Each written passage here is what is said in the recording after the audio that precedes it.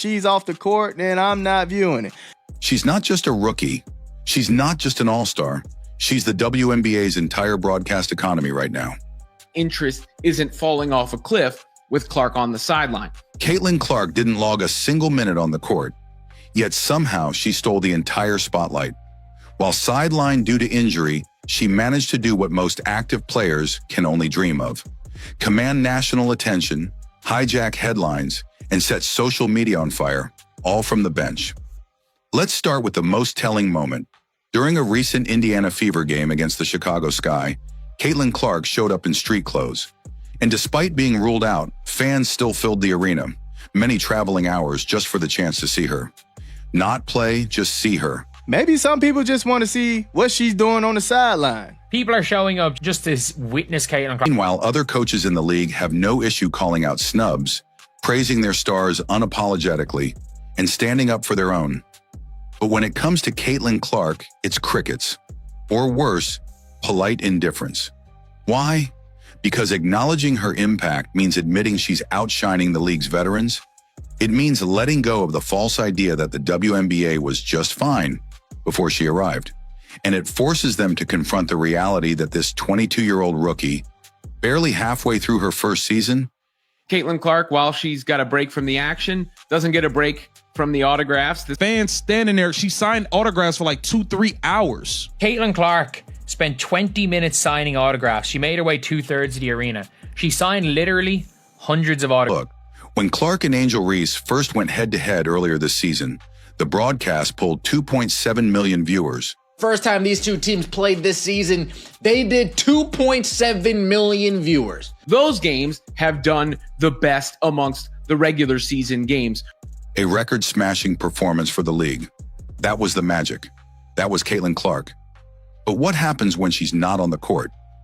That same matchup between the Indiana Fever and Chicago Sky, this time without Caitlin Clark or Angel Reese. The Fever and Sky can still do good numbers without Caitlin Clark and without Angel Reese. Fell to just 1.5 million viewers. Nonetheless, 1.5 million viewers for Fever Sky. The rating. Perfect fit in Phoenix.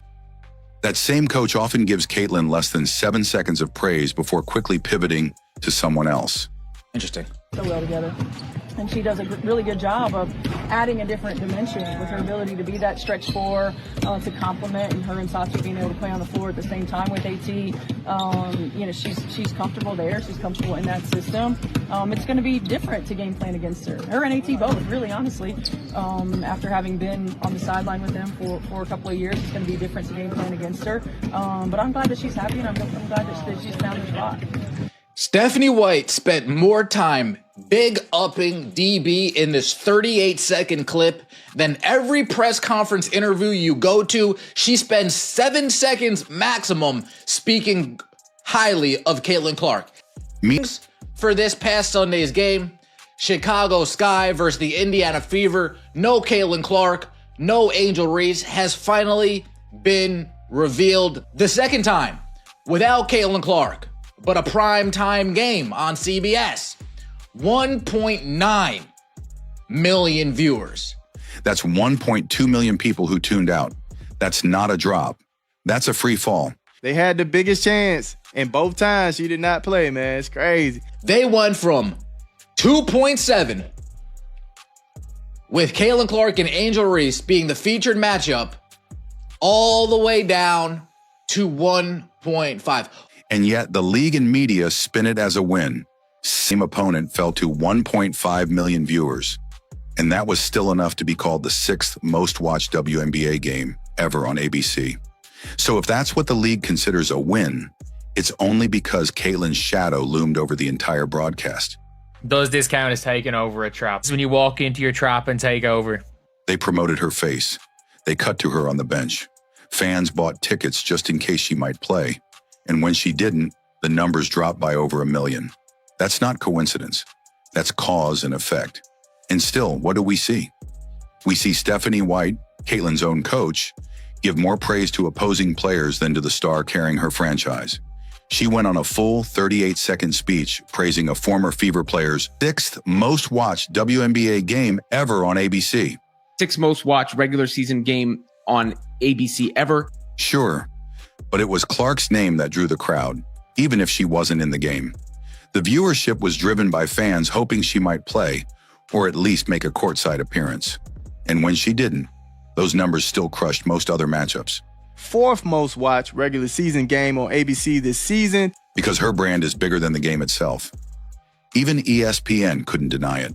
Their press release emphasized that WNBA ratings are up, which is what ESPN is measuring in a press release. 17% on ABC. Up 17%, my bad, versus last year's ABC's regular season average. And 6% across ESPN platforms. WNBA on ESPN up. Still ignoring what's unfolding right in front of them. Caitlin Clark is the most important player in the league, and she didn't even need to play to prove it. The Indiana Fever played the Chicago Sky on Barbie night. The number's higher when Caitlin Clark is involved. Interest around the Fever remains high. Even with Caitlin Clark sidelined, interest isn't falling off a cliff with Clark on the sideline. The Fever continue to do better than all other teams, even without Caitlin Clark. Let's break that down. When Caitlin Clark played, the WNBA soared to viewership highs never seen before. We're talking 2.7 million tuning in for a regular season game, something unheard of in the modern era of women's basketball. But when she was benched due to injury, the same game against the same... It's like she's the damn Beatles. CC with MJ. CC get treated like MJ in the rack. That's how magnetic she is. Before tip-off, Caitlin walked the arena and signed over 200 autographs. Even if Caitlin Clark isn't playing, she's showing up to these games and actually signing autographs and all that good stuff. Caitlin Clark spent 20 minutes signing autographs. She made her way 2/3 of the arena. She signed literally hundreds of autographs. She signed autographs for hours. Real people trying to get autographs. 2/3 of the building was lined with fans holding jerseys, balls, posters, anything they could find. Caitlin Clark spent 20... This isn't hype. This isn't PR. This is real, tangible, visible fandom erupting across arenas and living rooms alike. The WNBA can try to frame it how they want, but here's the truth. Caitlin Clark is single-handedly keeping the league in the headlines, in the algorithms, and in the ratings war, all while sitting on the bench.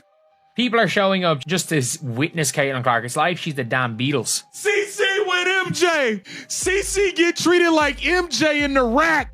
The question isn't whether she's the most valuable player. The question is, how long can the WNBA survive if they don't start treating her like it? The WNBA has spent months downplaying Caitlin Clark's impact. Coaches deflect when asked about her. Players throw subtle shade. The media cherry picks narratives to elevate others, while 20 minutes signing autographs. She made her way 2/3 of the arena.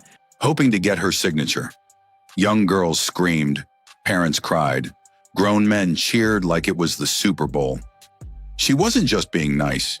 She was putting on a show without a single dribble. In fact, cameras caught her doing what she always does best, entertaining, even from the sidelines. We talked about the other day in New York, but you just have to appreciate about Caitlin Clark in these games. She knows a huge portion of these fans were hoping to see her play, and obviously they're not getting to. But she goes out of her way to make sure pregame she's signing autograph after autograph. We talked about...